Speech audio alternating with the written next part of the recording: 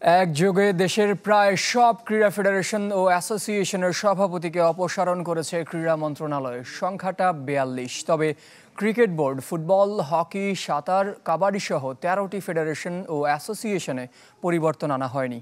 অপসারণ হওয়া ফেডারেশনগুলোতে সভাপতি নিয়োগও দেওয়া হয়নি।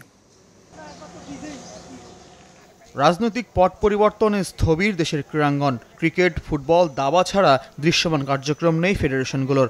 রাজনৈতিক পদধারী এবং সাবেক সরকারের আস্থাভাজন ব্যক্তিরা দায়িত্বে থাকায় ৫ আগস্টের পর বেশিরভাগ শীর্ষ সংগঠক আত্মগোপনে। ক্রীড়াঙ্গন সংস্কারে ৫ সদস্যের সার্চ কমিটি করেছে সরকার। পাশাপাশি সব ফেডারেশনের সভাপতির অবস্থান জানতে চেয়ে চিঠি দিয়েছিল মন্ত্রণালয়। ২৯ জনের খোঁজ মিলেছে, ৯ জন অনুপস্থিত।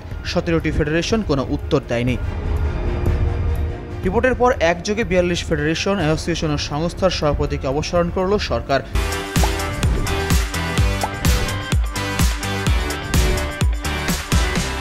যাদের মধ্যে উল্লেখযোগ্য athletics, shooting, badminton, karate, tennis, table tennis, ভারোত্তোলন, cycling, archery, taekwondo, squash, roller skating, gymnastics, handball এবং প্যারা আর্চারি।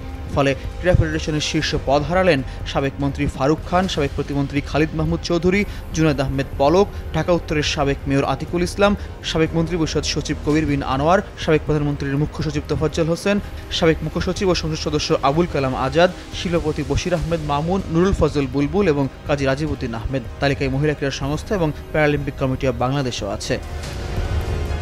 ৫৫ ফেডারেশন, অ্যাসোসিয়েশন সংস্থার মধ্যে ১৩টিতে পরিবর্তন আসেনি, যেখানে আলোচিত ক্রিকেট, ফুটবল, হকি, সাঁতার, কাবাডি, গলফ। ক্রিকেট বোর্ডের সম্প্রতি সভাপতি পরিবর্তন হয়েছে।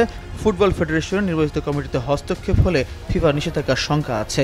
এছাড়া হকি ফেডারেশনের বিমান বাহিনী প্রধান, সাঁতারের নৌবাহিনী এবং গলফ ফেডারেশনের সভাপতি সেনাবাহিনী প্রধান।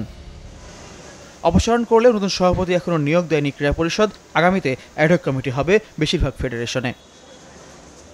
ফয়জুল ইসলাম, চ্যানেল 24, ঢাকা।